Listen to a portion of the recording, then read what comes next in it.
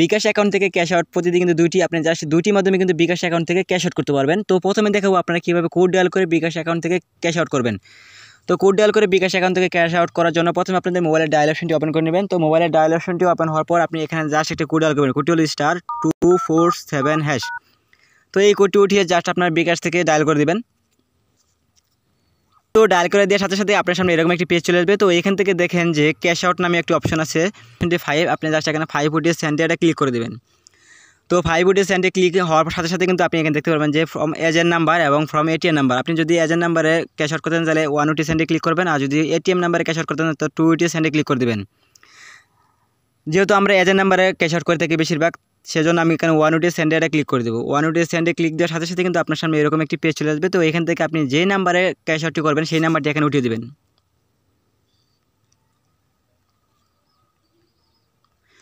তো নাম্বারটি উঠানোর পর আপনি জাস্ট সেন্ডে ক্লিক করে দেবেন। তো সেন্ডে ক্লিক দেওয়ার সাথে সাথে কিন্তু আপনার এখানে অ্যামাউন্ট চাবে, আপনি জাস্ট কত টাকা ক্যাশ আউট করতে চাচ্ছেন সেই অ্যামাউন্টটি এখানে বসিয়ে দেবেন।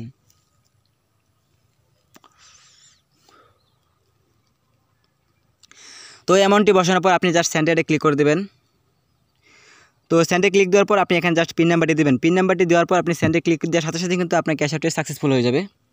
তো এখন দেখব কীভাবে আপনারা অ্যাপের মাধ্যমে ক্যাশ আউট করবেন। তো অ্যাপের মাধ্যমে ক্যাশ আউট করার জন্য প্রথমে বিকাশ অ্যাপটি আপনার বিকাশ নাম্বার থেকে লগ ইন করে নেবেন। লগ ইন করার পর আপনি এখানে দেখতে পারবেন যে ক্যাশ আউট নামে একটা অপশন আছে, জাস্ট ক্যাশ আউট অপশনটি ক্লিক করে দেবেন।